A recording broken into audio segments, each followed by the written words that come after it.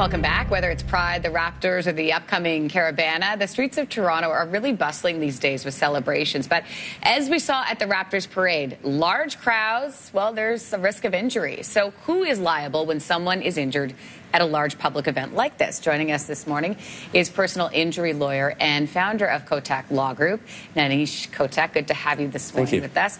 Let's specifically take a look at this Raptors parade, because I was there and there were points where I was going, I don't know how this is going to go. And of course, ultimately, we know how that went. MLSE was the organizer of the parade. The city itself was responsible for much of the logistics, including policing and security. So when an injury happens at an event like this, which there were many injuries, right. Who is liable? Right. In this situation, you'd have both entities, the MLSE as the organizer, and the city is really the occupier of the lands for where the parade took place. So there's a duty on both organizations, the city, obviously, and the MLSE, to take reasonable care to ensure that those who are involved or participating in the parade are not confronted with some unusual danger.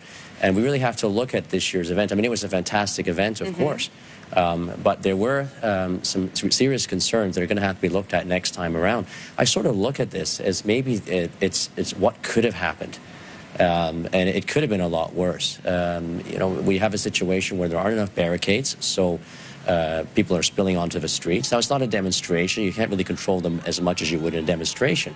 But that obviously led to the 3.5-hour delay, a bottleneck at Nathan Phillips Square, where there's lack of water and lack of toilet facilities. There could have been way more injuries than we saw, in fact. And so in terms of who would be responsible, it definitely would be the city and the MLSE for not foreseeing what could occur if the event is not planned right. How hard would it be to successfully argue that a municipality, for example, caused injury by failing to organize it properly? How tough is that climb? Sure, it's not just organizing it. It's making sure that the conditions in which the parade takes place are safe.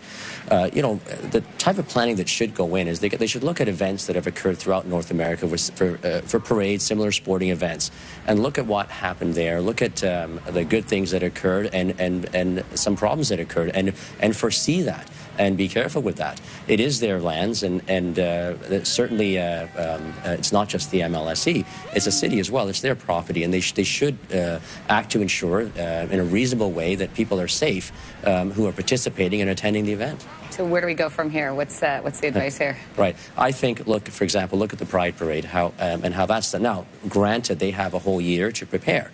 But the type of things that they do, for example, the floats. Each float at the Pride Parade, first of all, needs permission. Then they have $2 million of liability insurance for the float owner, in addition to an extra $2 million for the Pride organizers.